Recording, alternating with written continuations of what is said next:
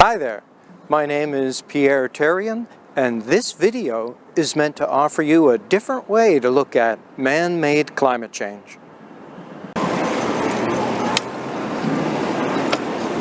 Come with me. We'll ride around Vancouver, look at the sights, and I'll tell you all about it.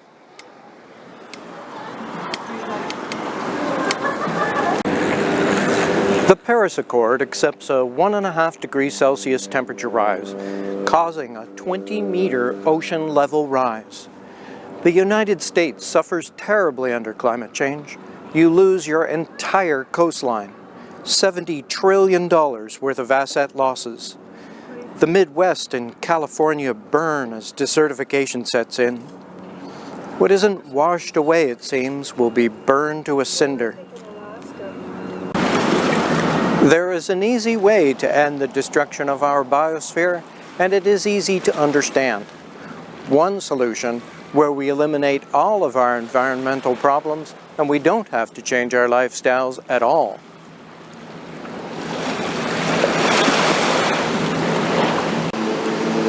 The drive for money is okay, but when greed comes at the expense of the biosphere, something has to change.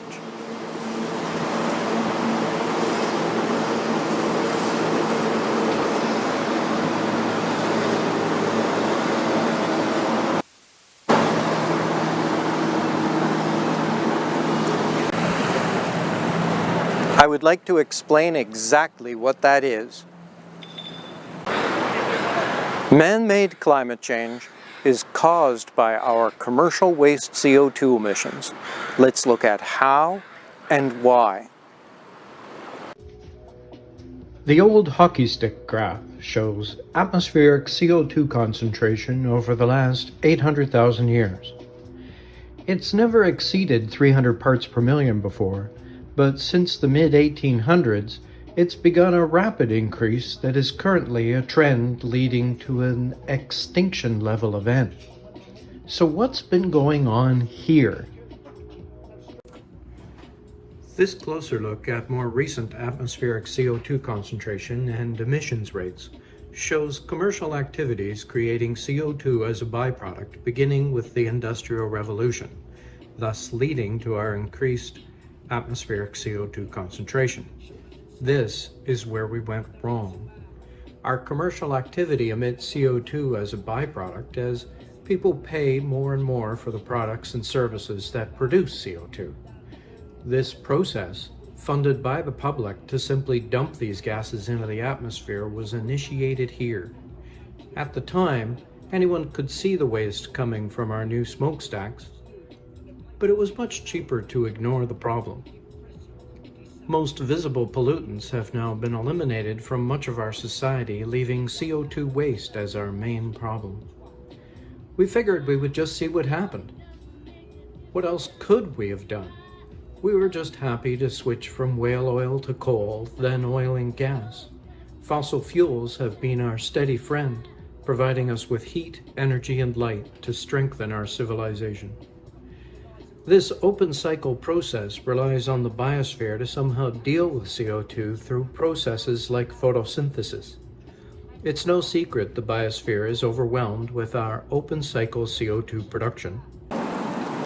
I propose we close the waste CO2 cycle, thus ending man-made climate change. The following animation shows the open cycle process we operate now and the closed cycle process we must adopt to rid ourselves of CO2 waste. This commercial waste CO2 comes from commercial activities, such as beef production and fossil fuels, etc. When beef farming began commercial production at an increasing volume during the 1800s, farmers didn't know the waste was hazardous. Early commercial activities had no way to collect this waste, and emissions were generally thought to have no biosphere effect. We now produce some 40 gigatons of greenhouse gas every year from all sources. This waste CO2 is expected to be processed in the biosphere by natural processes such as photosynthesis, and the biosphere cannot possibly keep up. Atmospheric CO2 concentration continues its rapid rise, acidifying the biosphere, warming it, leading to sea level rise and desertification of much of the Earth's landmass. To put the shit back in the cow seems difficult, but we now recognize CO2 is harmful and we must remove all of it. But how?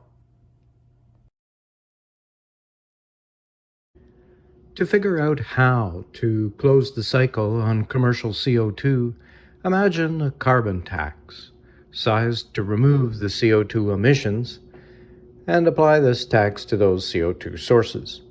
CO2 taxes will now fund commercial drawdown, which removes all of our ongoing emissions, plus our old pollution, and all excess CO2 from feedback effects. The CO2 will then go to supply other processes and activities harmlessly. For example, for each barrel of oil we pump out of the ground, a known amount of CO2 is produced. Require oil producers to pay for that much CO2 removal at the marketplace cost. The marketplace is currently between $100 and $600 per ton. For commercial beef production, the same strategy is applied, with each kilogram of beef being taxed for the known CO2 equivalent to methane produced. We will remove enough CO2 to make up for the methane created. Drawdown capacity will be built that will process the atmosphere, thus eliminating excess CO2. We achieve net zero as soon as we choose this strategy because the carbon tax will immediately devote enough resources to remove all emissions. Now we can see the closed cycle process, thus correcting the problem humanity created by operating the open cycle process. It doesn't really matter which method we use to remove CO2 from the atmosphere. There are a multitude of commercial drawdown options. Instead, trade CO2 in the marketplace as a commodity.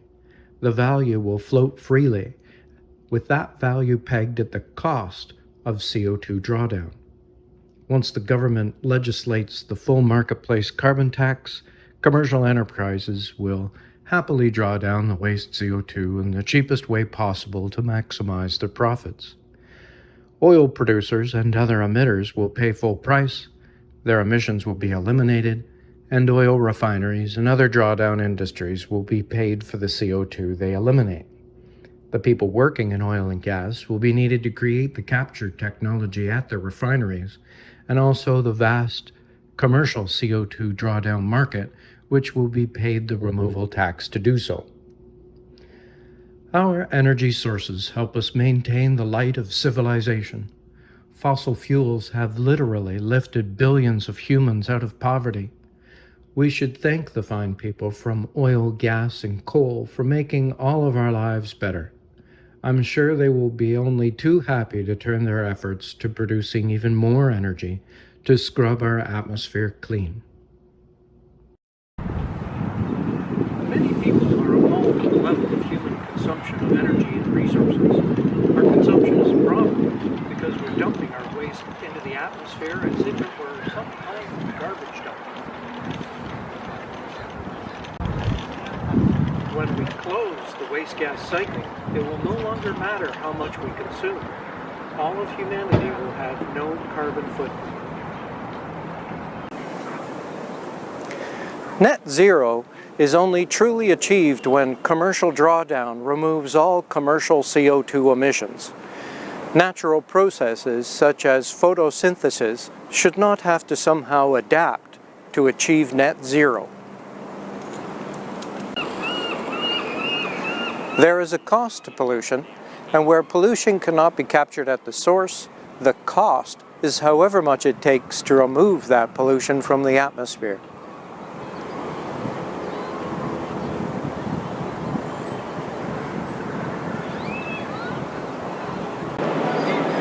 A cost of $200 per ton is not a difficult burden for the middle class and elite. They won't even notice.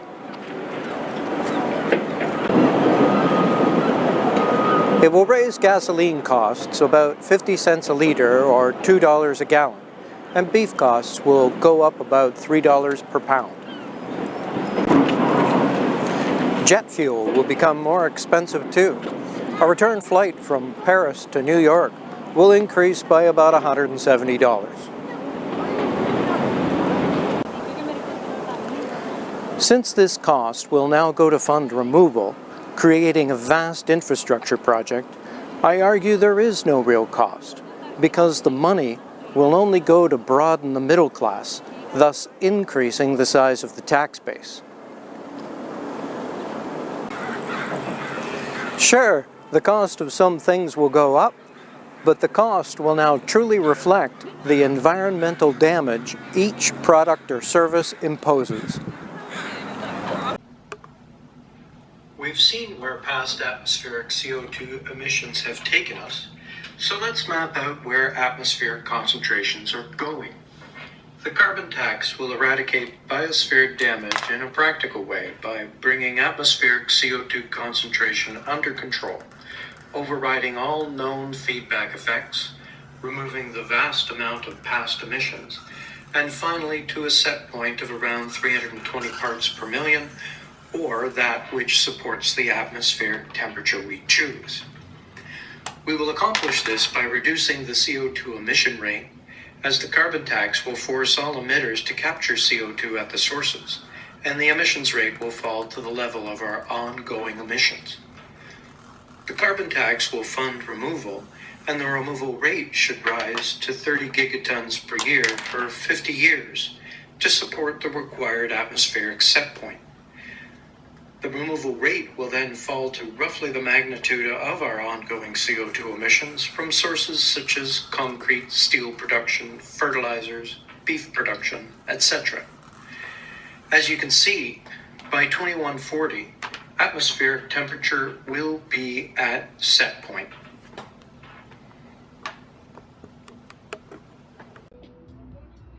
We can utilize this section of the CO2 emissions curve to pay for the large bulk of commercial drawdown devices and equipment. And rightly so.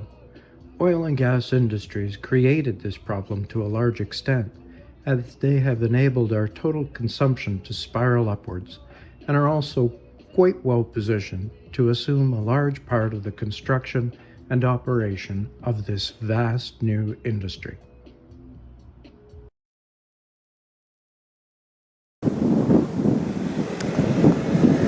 We have solved this problem before. Look at sulfur dioxide emissions. We used to dump sulfur dioxide into the atmosphere at alarming rates, causing sulfuric acid to fall as acid rain. Now, this yellow pile behind me demonstrates how we simply dissociate the sulfur out and use it as feedstocks for such things as fertilizers. We can treat carbon dioxide the same way we treat sulfur dioxide. We can use the dissociated carbon as building materials, fuel, and fill.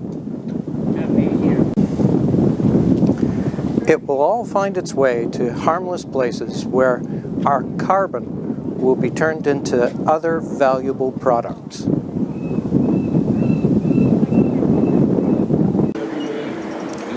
Close the CO2 cycle by creating a CO2 marketplace, and our environmental problems will no longer be part of any political sphere.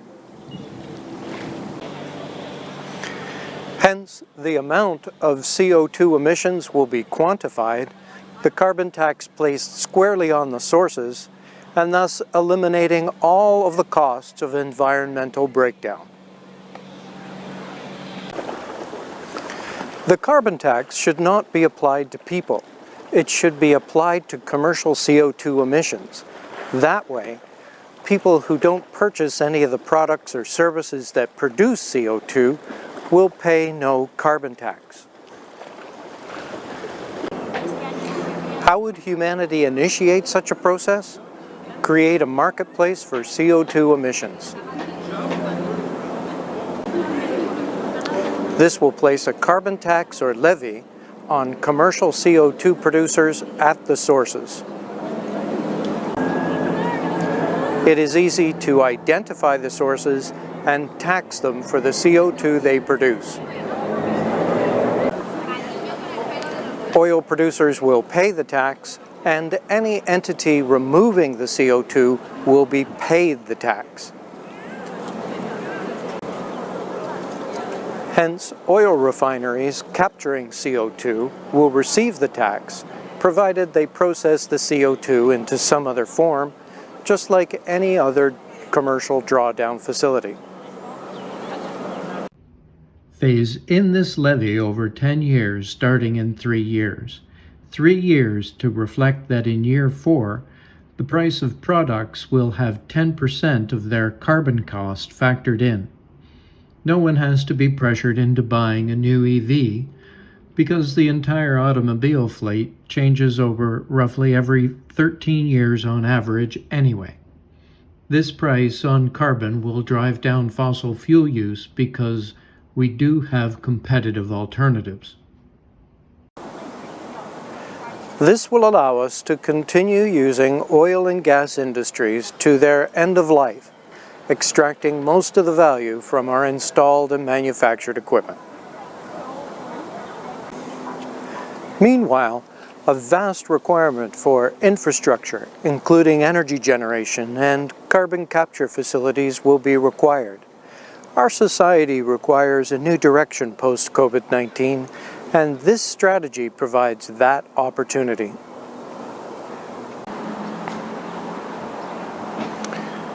How will we create and establish a carbon dioxide marketplace? Take control. Greta Thunberg was right to question the United Nations Secretary General about how we might survive.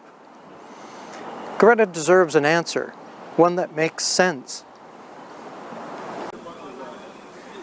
To end this existential threat, use social media. Tweet this strategy to Greta Thunberg. Make her aware that there is a simple strategy that will end all biosphere destruction in the most aggressive manner possible. The biosphere deserves nothing less than our best. Humanity must take control of important parameters such as atmospheric CO2 concentration. Humanity will thus lead a leave-no-trace existence on this planet because that is how we survive. Greta has access to the politicians that can restore the balance of waste in our environment.